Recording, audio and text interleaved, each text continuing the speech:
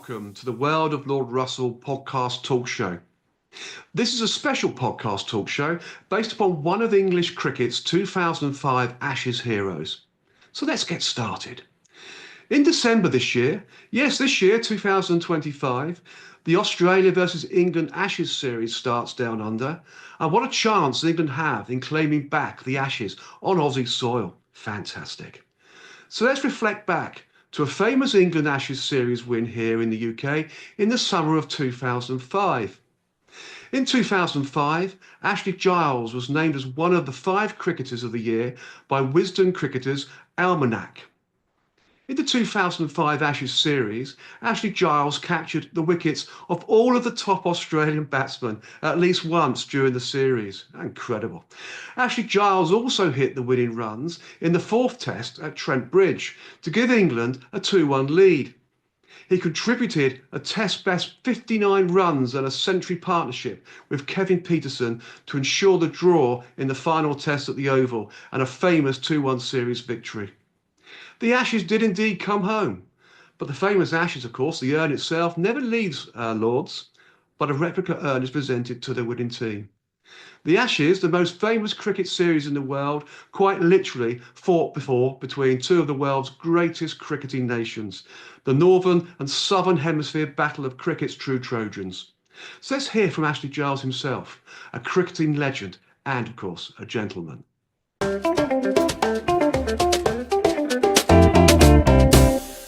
A very warm welcome to the World of Lord Russell podcast talk show. And today's show is The King of Spin Wins the Ashes, which captures the life of an English former professional cricket player.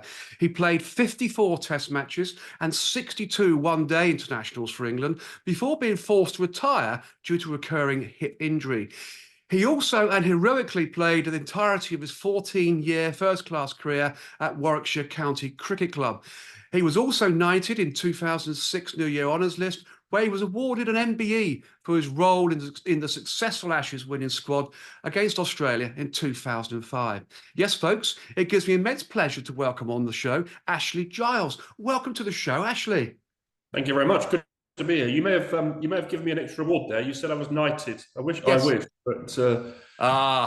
got an MBE. Yeah, so that's fine. Yeah, not quite a knighthood, I know, but all good fun to talk about that on the show, nonetheless. So that's great stuff. In fact, other guys I've had on the show, people who have also had similar awards, and they've picked that up. Actually, Ashley, you're the first one to say that. So congratulations. Always a first. No problem. Yeah, absolutely. You started your cricket career as a fast bowler before an early injury forced you to become a slow left-arm spinner. Now, that is some change of bowling style, and to become an international slow left-arm spinner too is an incredible feat in itself, actually. What a change. So I grew up bowling left-arm seamers from a really young age. Grew up on the village green playing cricket, which my whole family were involved in the cricket club down in Ripley in Surrey.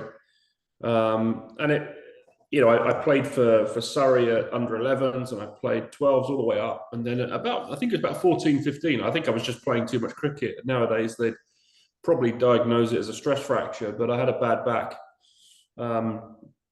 So ended up having a rest or taking time off. And at that point, I was playing first team cricket for Guildford.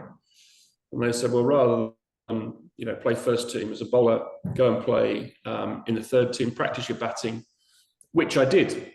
And then one day in the nets, I bowled some spin because it didn't really hurt my back, just to help out, give people practice. And then that weekend, we weren't doing very well. The captain sort of said to me, do you want to bowl some of that filth you bowled in the nets? Yes. I said, absolutely, because as a bowler, you just want to be, you always want to be in the game. And I got 5 wickets. Wow. And then over the next 4 weeks, I got 21 wickets. And suddenly I was in the second team as a spin bowler and someone who batted. And it just sort of escalated from there until a point came where I had to really make a choice. And it was at that point where my career sort of moved north. Surrey didn't want me as a spinner. They'd always sort of groomed me as a seamer. Surprising, very surprising. Yeah. And I went off to Warwickshire, where my life changed, I guess. Well, it certainly did. In actual fact, talking about Guildford, I lived in Guildford as well for a number of years. I know that cricket ground in Guildford quite well. Small boundaries, easy to Yeah. get big scores, plenty of fours and sixes. Must have been a joyful occasion to play at that ground, Ashley, I would imagine. Yeah, it was I mean, I say I grew up in Ripley, the little village Yes. outside Guildford, but then, yeah, at sort of 12, 13, I had to move up a level to play a better standard and went to Guildford. And mainly because the coach who was sort of leading my development was a guy called Brian Ruby, who coached there. And so I went there. It's a lovely ground. Not particularly spinner friendly from a, square on. The boundaries are really small. They are, yes. But I worked it out and I had a lot of fun there. Yeah, I really enjoyed my time at Guildford. Brilliant. That's good to hear. Very good to hear. You made your first class debut for Warwickshire in 1993, I believe, but it was 1996 when you gained a regular place in the side, and in doing so, winning the NBC Dennis Compton Award for being the most promising young player at the club. I mean, that's a huge start in first class cricket, actually, isn't it? And what a prestigious award as well. Incredible. Yeah, well, I played half of 1995. I played about 8 games in the championship, and so I got my foot in the door. But then, yeah, you're right. 96 when my career really launched, and I took 64 wickets, I think, that season in the championship, and I scored about 500 runs, and it just sort of, it shows. I think it shows sometimes how close you can be to going from playing second team cricket literally the year before. By the end of 96, I was on an A tour and people were talking about me already playing for England. And it's Wow. It's a quick transition, but I absolutely loved that period. Just being able to play in what was a successful team with a lot of good players. I was a lot younger then, as we all were back Absolutely. 96, 23-year-old, just loving my cricket and absolutely in the sort of prime of my life. I mean, was there any players at Warwickshire at the time that you looked up to? Any sort of players you thought, wow, I'm actually at the same club as these icons? Was there anybody in particular? Or many, maybe? Well, as I said earlier, I think that that changed moving north for a number of reasons, really. I was very well looked after at home, probably too much, too spoiled. Yes. Wonderful, wonderful parents. So moving away was good for me. Joining Warwickshire at that stage, early 90s, 1992, was the sort of start of the transition for Warwickshire to become what became the side of the 90s. They won a trophy in 93, they won the treble in 94, double in 95, another trophy in 97. It was a really, really good environment to be in. And whether that be Bob Warmer as the head coach, Dermot Reeve as the captain, but players like Tim Hunton, Gladstone Small, Neil Smith, Alan Donald, Roger Twos, Nick Knight. I mean, the list goes on. But more than anything, it was the environment that you came through in where it sort of encouraged you to express yourself, to learn the game, not be afraid to, as a young player, to really show what you can do. So I was very lucky, really enjoyed that. Very lucky indeed. Sounds like a fabulous club, and some big names there you've mentioned too. I mean, it's a wonderful experience, and to win some, silverware quite regularly as well at that level was fantastic. Year after year, almost incredible story. Actually, it really is. I mean, your bowling technique came with a high trotting approach to the crease, climaxing in a rather energetic flurry of limbs, if it must be said. It was said that you did not have the most fluent spin bowling action, possibly because you began life as a fast bowler, but your bowling was accurate. You found plenty of turn and even more bounce, and you were a dependable spinner for England over 5 seasons at the turn of the century. I mean, that's not a bad innings, is it really, Ashley, when you think about it?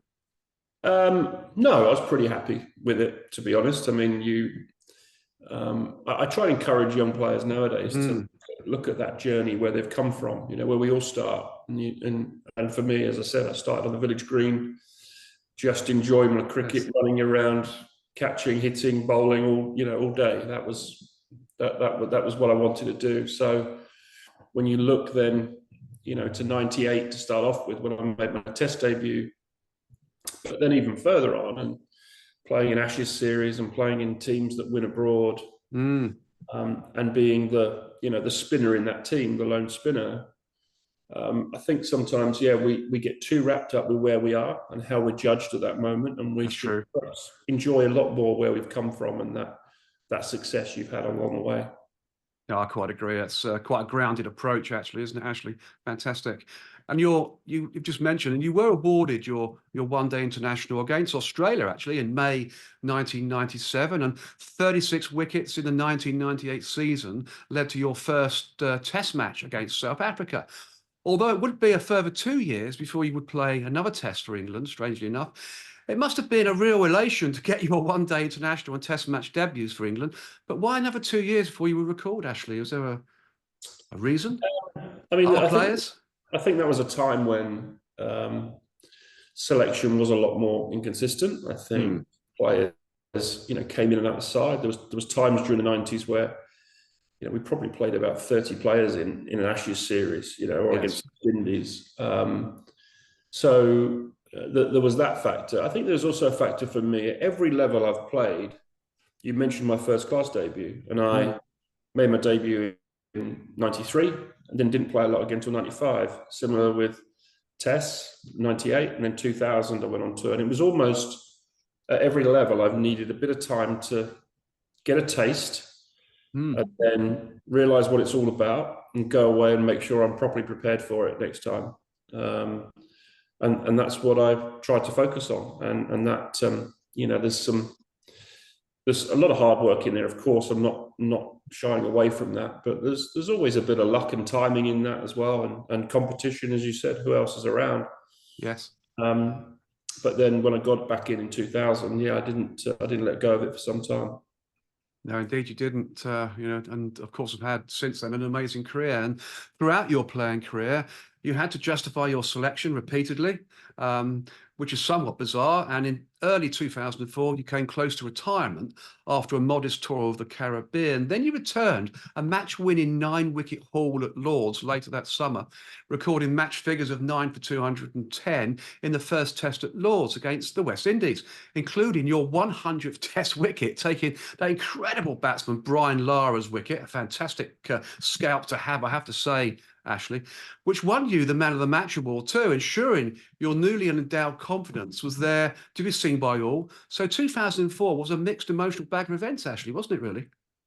Yeah. The beginning of 2004 wasn't a great place, but there was a sort of turning point for me around spending some time with our sports psychologist, and just, I guess, in short, try to concentrate on the right things instead of the wrong things. That's the easy way to put it. I was worrying too much about what people thought, and things I couldn't control, rather than just working on what I did for the team, what value that had, and improving my game. And once I sort of got that sorted out in my head, I was off and running, and the transition was just massive. I went, as you say, close to just getting out of there to back-to-back 9-fers in Test matches, Lords, and then you talked about Lords and the Man of the Match. Then at Edgbaston, my home ground, the next Test match, I got 9 wickets again, 4 wickets the next. I had my best summer in Test match cricket that summer. So an incredible. We talk a lot nowadays in all sports and life around the mental side of things and how people sometimes struggle on that front, but back then, certainly, it made a massive difference for me. No, quite rightly so too. And of course, you just mentioned this as well. You followed your good figures of 9 for 210. You followed this with your best Test figures ever, of course, 9 for 122, which I think you just mentioned, in the second Test at Edgbaston.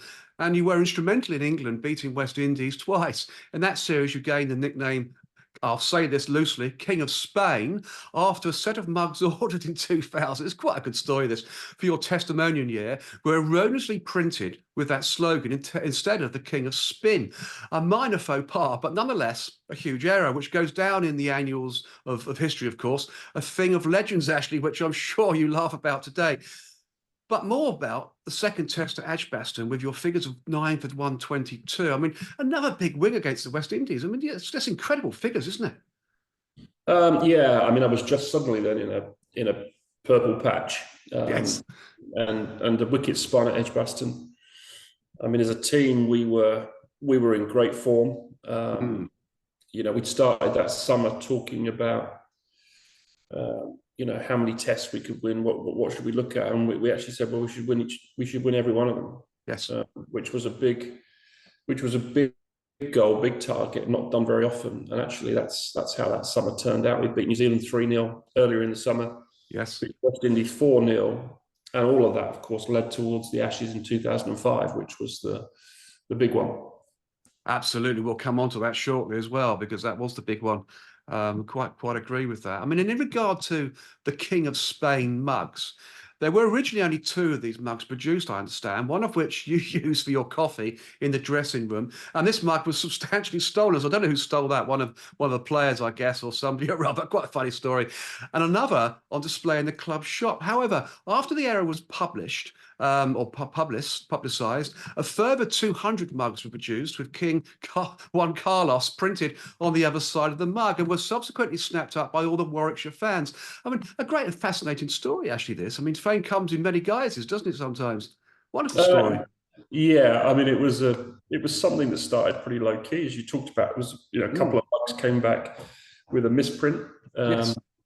Then actually, I think it was first Nick Owen, who of Anna Nick fame off Breakfast News, who was doing local TV. Big cricket fan, Nick, as well, and a great friend, really nice guy. And he got hold of it and put it on the telly. And then my cricket, got better. Suddenly, it was in the papers, and then it just sprouted legs from there and ran. And it's weird. I mean, 17 years since I retired from cricket, I've held pretty much every position in terms of coaching, management, leadership.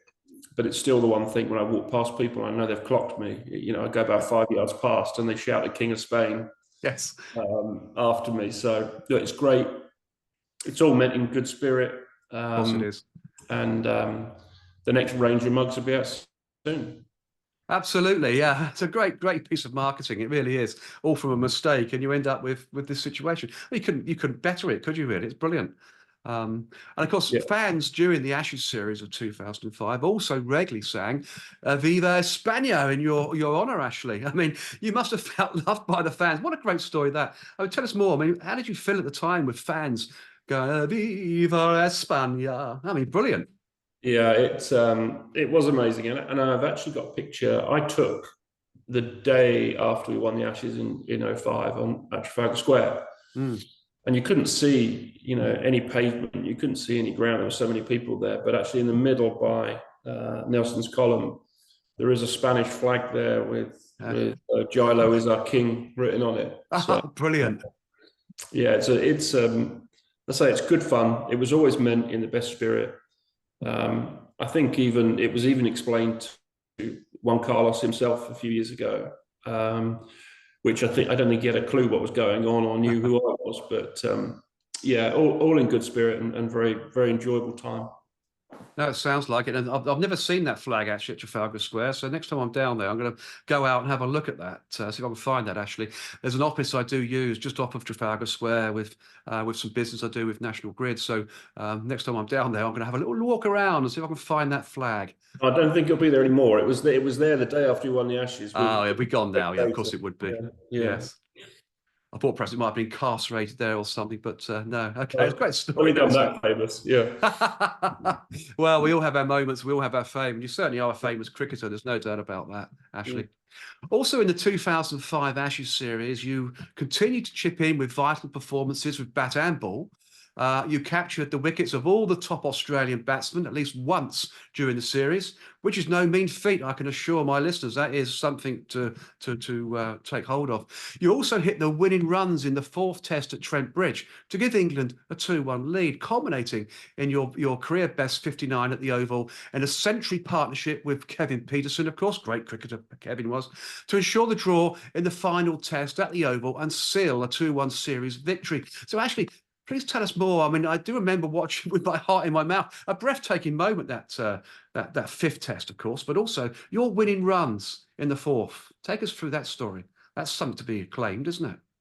Yeah, I mean, that was, I guess it's one of those where you always you'd rather be in control than not. Mm. You know, when you sit on the sidelines and you watch something like this unfold, you absolutely, you know, you're shaking with nerves, and you can see this goal ahead of you that, you know, we'd so long and so hard worked towards. But I think whatever runs we needed, it always felt like I was going to be needed at some point. I was going to have to play my part. And so, yeah, at the end, Hoggy and I think we only put on 13, but it was quite a nerve-wracking time. We got over the line. I remember it being one hell of a celebration, and the guys back in the dressing room when we got back up the stairs. And I remember hearing that I think it was 8.6 million people watched it on TV at home, which, you know, back then was still now it would be a huge audience for cricket on the TV. And I was one of those 8.2 million as well. That was me. I was there watching. Yeah. Yes. It was and on terrestrial TV, obviously on Channel 4. So, through that series and every Test match, the sort of cricket fever in the country just kept building and building and building. It did. And going 2-1 up at Trent Bridge was amazing, and just took us, as you talked about the Oval, that one step closer to realising that dream. Absolutely, the Holy Grail was in your grasp. And of course, in those situations, you can almost touch the winning line, but getting there is quite difficult, isn't it? And you have all the doubts going through your mind. Oh dear, if I lose my wicket, what's going to happen? Those kind of decisions, those kind of thoughts must have been going through your mind, I would have thought, Ashley, at the time. Even Huggy. Yeah, absolutely. I mean, there is so much that goes through your head around the what ifs, and could we win this? Well, we're so close, but then the other side kicks in that, well, can't throw it. What if we throw it away now? And almost it works so quickly in your brain, and it's trying to control those thoughts sometimes that are the big difference, and just trying to stay on task and on track. Exactly. And, what's ahead of you. But yeah, for us, talked about that journey of where you start. Most of us. I was the oldest guy in that team in 2005. Oh, really? That's interesting. We'd not won the Ashes for 20 years. So all of us had seen a whole cohort of players come through the England team and never win the Ashes.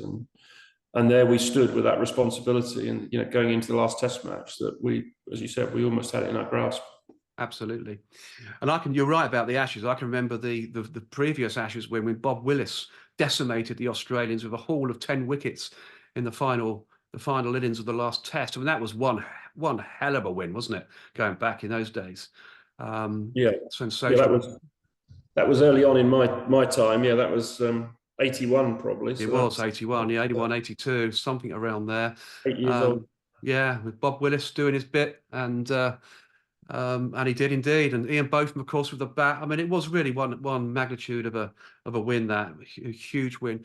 But this 2005 win equally as brilliant. I mean, fantastic. It's always it's always good to get one over the Australians, isn't it? And to win the Ashes is monumental. I think it's better than winning the World Cup, personally. I think the Ashes is the World Cup between two teams. Yeah, look, I think. It is the old enemy. I think that at that time, all the history that went with it not winning for 20 years. Yeah. The quality of that Australian team, it was almost like the Galacticos of cricket. They were a good side. And everything just sort of came together for us as well. It was a journey getting there. It took us a full 5 years to develop as a team under Duncan Fletcher and Nasser, then Michael Vaughan. But yeah, it's probably the greatest Test series of all time. I don't think many would argue with that, with the way the series went. And more than anything, it's a privilege to have played in it. To be just a bit part player in a series that's so big as that. Oh, absolutely, quite agree completely. That was a famous win in 2005, and of course, you mentioned that Australian side. They were the Galacticos of cricket. Oh, they had some huge players in that team, and of course, the fifth Test was still to come. The Australians would have been up for it, and a huge series win, without doubt. I mean, to put things into perspective, this was an innings that helped seal England's first Ashes victory for, as you say, 20 years.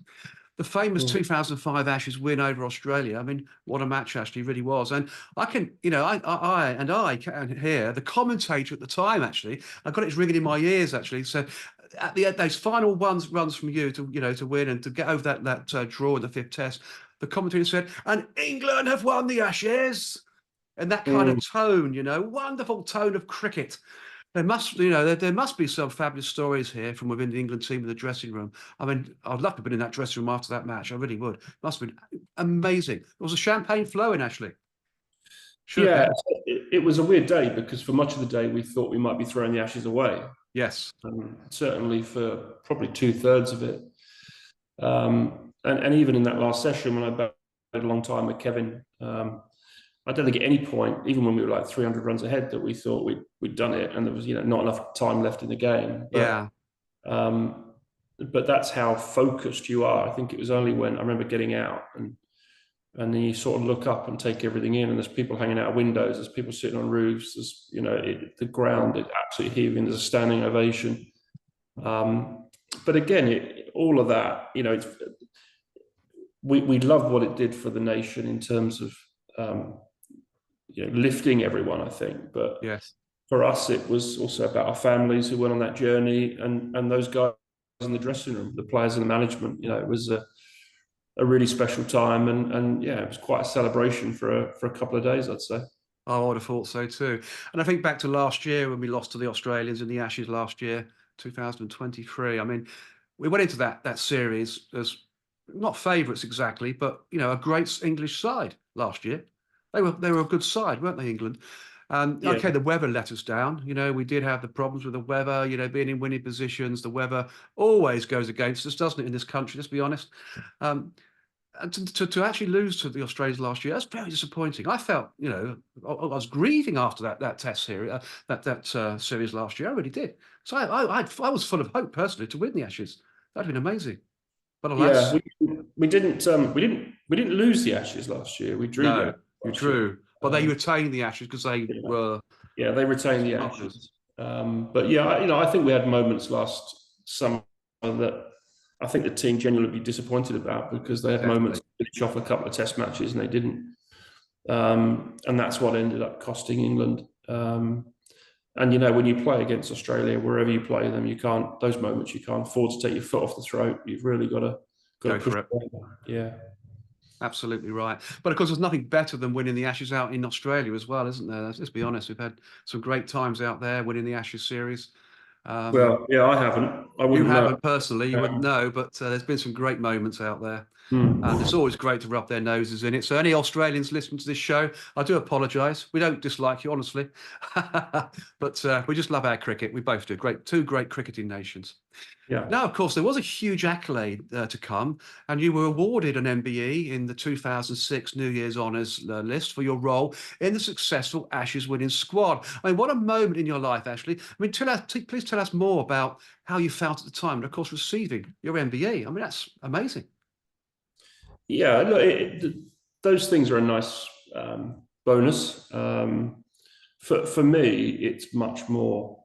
Yeah, it's much more about the team stuff, the family stuff. Yes. It was a great honour to meet the Queen, and I was lucky to meet the Queen on, I think, 4 occasions, and to go to the palace with my wife and the kids. But there are people out there who get medals and gongs for much more important things than winning games of cricket. But I always see it as a fantastic honour and a privilege. But the moments that really stay with you are those moments on the field with your teammates, and you almost still hear that crowd, that final day at the Oval.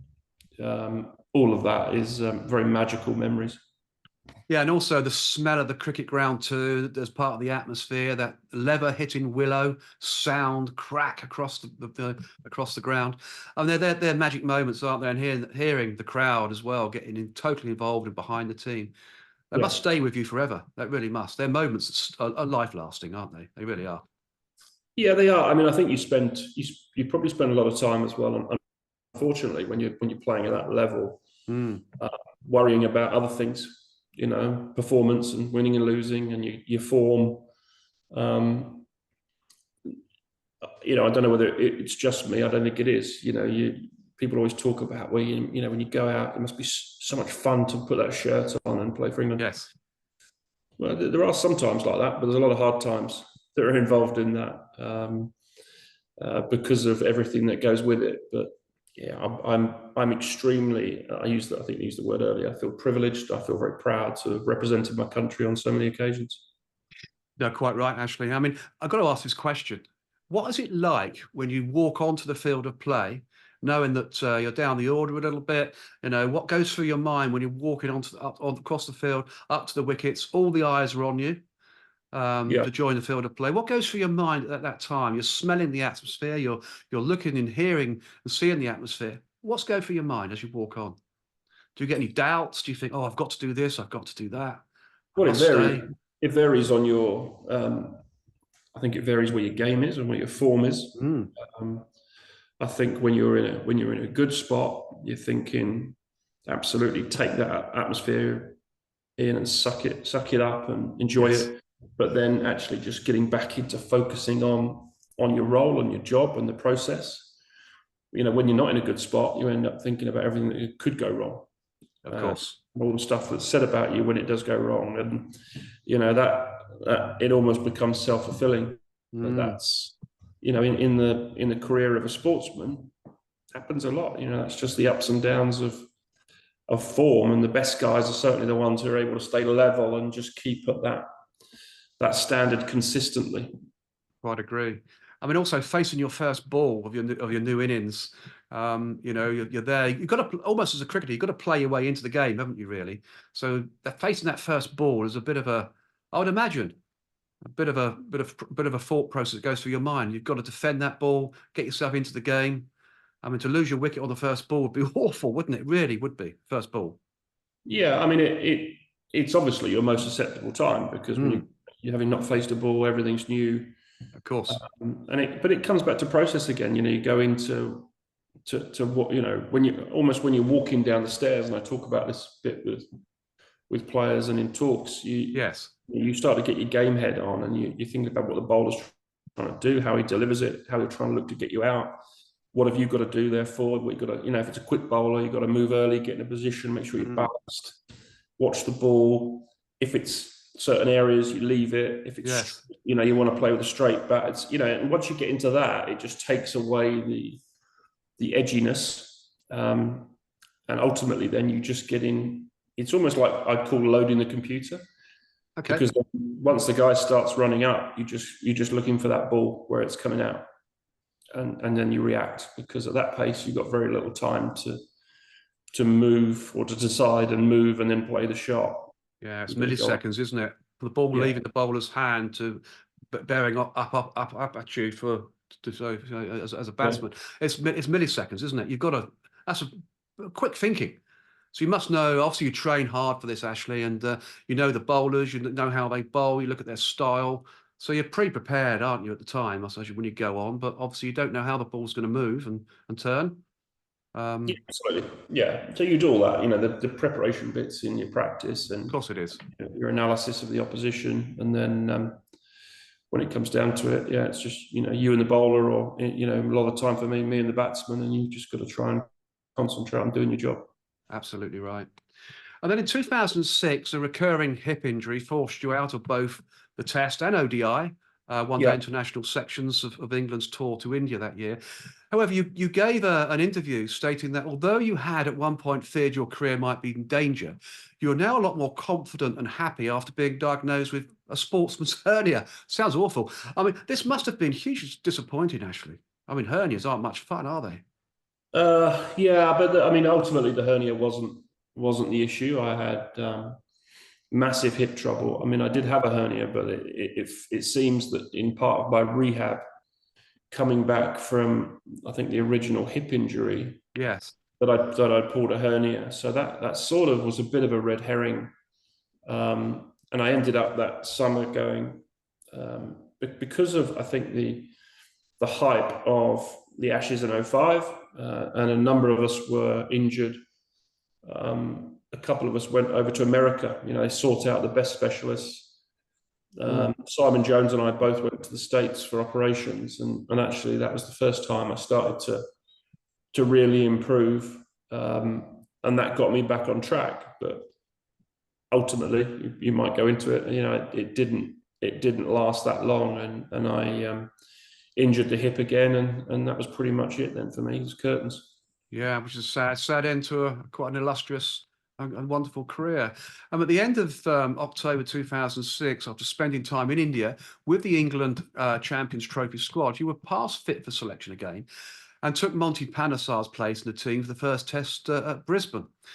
However, you were dropped for the third test in the series, with Monty Panesar reclaiming his place. So it seemed you were still nursing an injury of some kind there, Ashley, or was there other form-related concerns?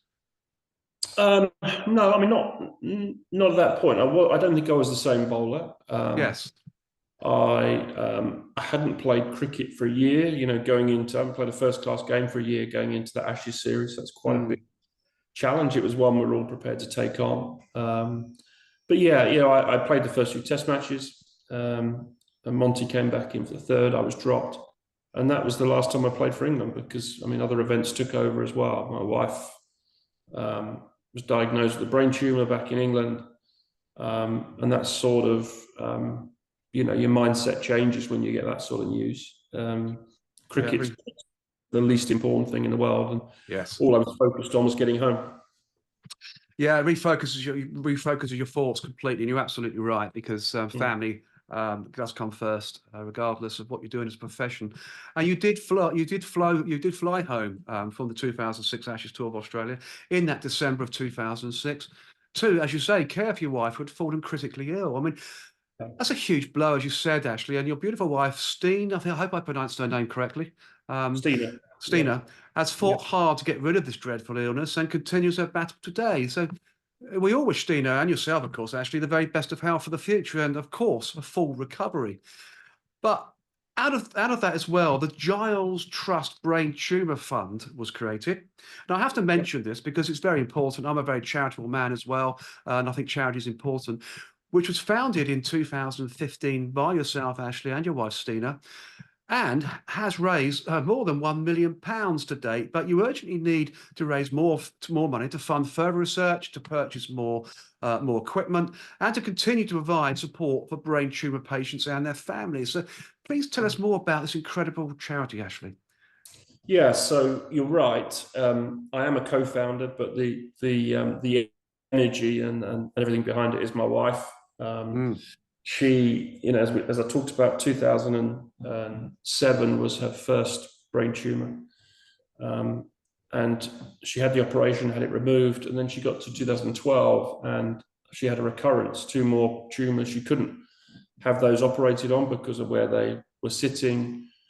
She had a different sort of treatment, radiotherapy, that, just years earlier she wouldn't have been able to have because that technology didn't exist and it's expensive.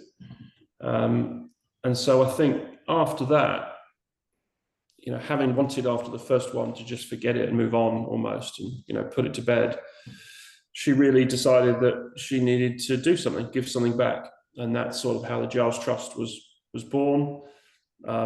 We are the QE Hospital in Birmingham's designated brain tumour charity. Fantastic. Steen does a lot of work for the charity, and as you say, we're relatively small compared to some charities. We've raised over £1 million for various things, including research nurse and equipment, the ability for families to stay with loved ones when they're having treatment, and all of that. And we're very proud of it. And all the money goes to the right place. We don't have a huge amount of overheads, and the money goes to the people who need it most. Do you have many supporters? Do you have a support base that's quite large in their numbers, for example? Yeah, we do. I think around Birmingham, we have a really good following and supportive following. There are so many charities out there. There's a lot of competition for money, and none of them really, no one can say one's more important than the other. But what we do know about brain tumours and the stats is that they're the biggest cancer killer in under 40s. Absolutely. And of all the funding for cancers. Brain tumours only gets 2%. So when you look at that, Yes. biggest killer, 2% of the overall funding, there's a lot of work to be done, and we're very keen that we do as much as we can. We're very lucky that Stina's with us. She still has 2 brain tumours in her head that we always talk about. They're behaving themselves, but yeah, she's one of the lucky ones. There are many who aren't as lucky as her. I quite agree, and may Stina forever recover and come back to full fitness eventually at some point. And I wish you both a huge success there as well. Best of luck. I mean, talking about charity, I will speak to you after the show actually, because I've got a potential fundraiser for you, which will raise money every year after year after year. I mentioned about your supporter base because it's all about those guys too, giving them something, and giving them something will help raise funds for the Giles Train Brain Tumour Fund as well. So I'll speak to you afterwards, Ashley, and hopefully we can get this sorted for you. And there's no cost to the charity, no cost to yourselves whatsoever. It's really a no-brainer charity-wise, and will raise you funds year after year after year, payable every month. So I'll speak to you after the show. Okay, great. A little plea to the listening public on the World of Lord Russell podcast talk show. Please Google the Giles Trust Brain Tumour Fund and donate today. It obviously is a very, very, very good charity, and a charity that's worth supporting. And of course, back to cricket. You were not selected for the England's 2007 World Cup squad, nor in England's 2007 Summer Performance squad. And on Warwickshire's pre-season tour, you suffered some hip discomfort again, which revealed a need for an operation, which you just mentioned, where you went to the States, of course, for that operation. It kept you out for most of the 2007 English County Series, and subsequently, in August 2007, you officially announced your retirement from all forms of cricket. Following advice from doctors in light of your injury, a huge decision in some ways, Ashley, but in hindsight, I suspect the right decision too. You always know when to retire at sporting level. Yeah, it was taken out of my hands. Really, I couldn't have continued. Going through injury, operation, the length of rehab it takes. Yes. And ultimately, I mean, since I've had that hip replaced, so you're looking at bone on bone pain. I don't know whether you've ever had that, but when you have that, your body almost doesn't allow you to function properly. It's arthritis, isn't it? It's basically arthritic. Yeah. So that was that was the end of the chapter. When we talked about starting that journey. Yes. And it was quite hard at the time because, I think for sports people, so much of what you do on the pitch or with your team, it just sort of defines you. It becomes you more than just a job, and the profile, everything that goes with it. 1 minute you're on that train, the next minute you're off. But for me, I mean, the transition was quick in that, a month later, I became director of cricket at Warwickshire. So I didn't have much time to linger or feel sorry for myself. I've got to get back on the horse and do a different job. Absolutely. And there's always a new door opens when one closes, as we all know in life. It just happens that way, for the right reasons or sometimes not the right reasons. But following your playing career in 2012, the England and Wales Cricket Board confirmed you would become England's limited overs head coach, taking charge of the 2020 and one-day international teams. So how did this work out, Ashley? Exciting? Yeah. Well, I did 5 years of Warwickshire as director of cricket and head coach. And in that time, we moved from probably one of the worst teams in the country to the best team in the country. Yes. Won the county championship, won at Lords, almost did the double in my last year. And then I took on the England job, and it was a fantastic opportunity. I think in my career, if I have one regret, I should have stayed at Warwickshire probably at that point, just for a bit longer. We just built a team that probably could have challenged for 3 or 4 years in a row in the championship. Exactly. But I went to England. The bits of it were excellent. We finished second in runners up in the Champions Trophy. But then I was only there for about 15 months in the end, so it was a relatively short period. But like all of these things, you learn as you go. You do. You learn, you pick yourself up, and you go again. You do indeed. You do indeed. You also had spells as an interesting term, this white ball head coach and director of cricket with England, as well as holding similar roles at county level, as you just mentioned with Warwickshire, and of course Lancashire as well. I mean, how did these roles here outside of your playing game come about, firstly, of course, and of course your successes at this level? You've mentioned the successes at Warwickshire. What about Lancashire? And of course, also white ball head coach and director of cricket with England. Yeah, so after I was head coach with England and with the white ball teams, I went to Lancashire.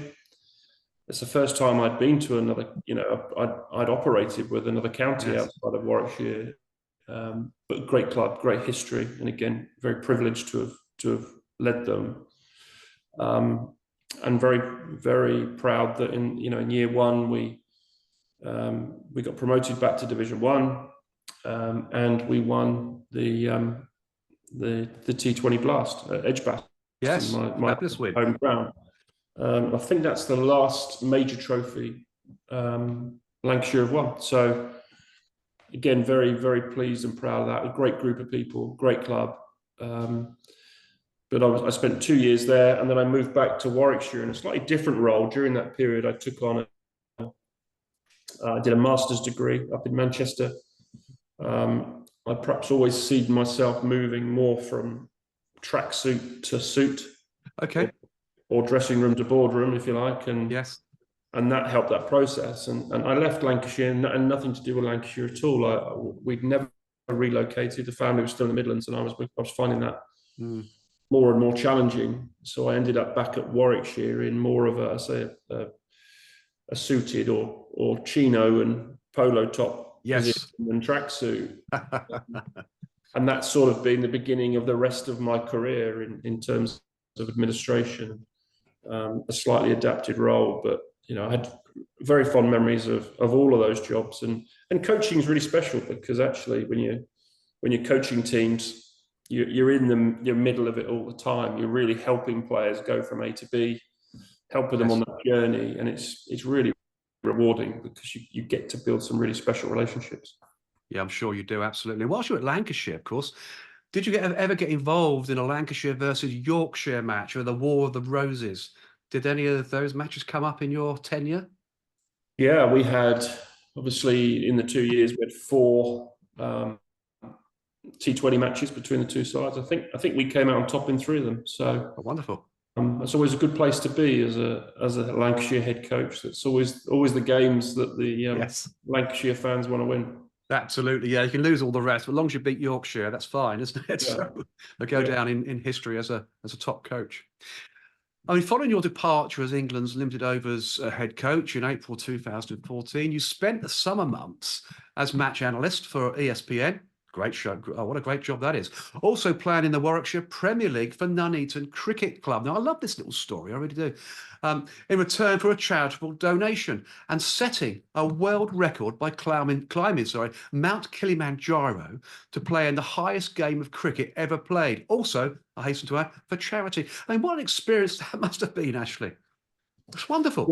Yeah, so that summer was, I've not had many summers off in my career in the game. Playing for Nuneaton was all linked to the Giles Trust. Yes.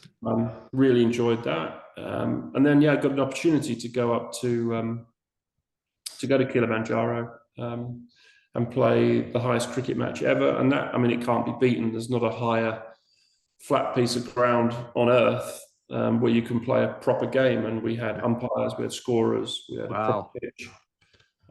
We had to play minimum 10 overs. An amazing experience. Hard work, really hard work. But there was a group of 30 of us who set off on that trek, and all of us got to the top. So, how was the climb, by the way? Playing the cricket was the easy part, I'm sure, but the climb, was it? Yeah, the climb. I mean, in terms of the actual physical nature, it's not particularly hard, but the response to altitude. I had a lot of headaches and really struggled at times. But in the end, we got there. And they were really great memories. I can imagine. I mean, we probably spent too long at the top playing this match, because people generally only go up and come straight back down again because of the altitude. But really, really fond memories with a fantastic group of people. Outstanding. And of course, when you're playing at altitude as well, when I've been in places at altitude, for example, I lived in Mexico City for 2 years, and that's about 3,000 meters above sea level. And of course, the Masai Mara as well, just under 3,000, about 2,800 meters above sea level. And lack of oxygen, isn't it? The breathing is extremely difficult. So if you're doing something active like playing cricket, that must have been something you had to prepare yourself for. Yeah, we didn't do a lot of running around, to be fair, because it wasn't possible. It's not very healthy. The only person who did was Makai Arantini. He was up there, a South African fast bowler. Right. And he just ran everywhere. But he's a completely different kettle of fish specimen. Yeah, it's a different human being altogether, a different strain. Yeah. Wonderful. Well, that's a great story. I mean, you must look back at that as well. I mean, climbing Mount Kilimanjaro is one thing, and to play cricket at the top of there, and in a world record situation, that's a fascinating story. It really is. What to tell your grandchildren, Ashley? Yeah, it was a great experience, and say it can never be beaten. I can't. So, yeah, nothing, and something I hadn't really planned to do. And if I could do it again, it's the sort of thing I'd love to do with my kids. That would be, if you ever get the window to do it, because it is a great experience, and that coming down bit when you're full of all this oxygenated blood, suddenly hits you. The most unbelievable feeling when you get back down to the bottom. Oh, the real buzz. It's almost a drug, isn't it? It's incredible. Yeah. Yeah, fascinating. Absolutely fascinating. And then, of course, in July 2023, just last year, you joined Worcestershire County Cricket Club as chief executive. An interesting appointment, Ashley. So how is it all shaping up at Worcester County Cricket Club? And of course, for the forthcoming 2024 season. How's that role going on? Yeah, well, it's interesting. I've been here for 9 months. Yes. Just over. I suppose the most relevant thing, or the biggest thing in my intro is the state of the ground. We've had 8 full floods this winter. Oh, wow. So the topic of whether playing at New Road, which is one of the most iconic grounds in the country, is sustainable is a very live debate, and as chief executive, as I said to the members, my job is to look at all options, and some of those options are obviously to stay here because it is so iconic, but also to perhaps look at do the team need to move at some point, because we can't go on literally. We're just throwing money down the drains. Yeah, it's that part of the world, isn't it? What I call the land of the wet, really, where, also the clouds sweep up from the southwest, go across Worcester, of course, head up to Manchester. So Old Trafford's pretty similar, isn't it, really, in terms of a lot of rain falls in Manchester and so on. So, obviously Worcester's the same. I mean, is there a floodplain round where the ground is at all, Ashley? Because it's... Yeah, I mean, we're just off the River Severn. Oh, okay. We're on a natural floodplain. And when I'm talking about flooding, we are the only ground in the country that fully floods. So at one corner, the lower corner of the ground, at its worst, it's probably about 9 foot, and at the other end, it's probably about 5. So wow. We're not talking a few puddles. We're talking a boating lake. Yeah, it's a serious problem, isn't it? So the potential of moving to a new ground somewhere which doesn't attract so much water is probably a good option to discuss with the members. Yeah, and no one likes to move, do they? No, it's the ground. It's the home of Worcestershire. It's my again, my main role is the sustainability of the club on and off the field. Absolutely. That has to be number one priority. I quite agree.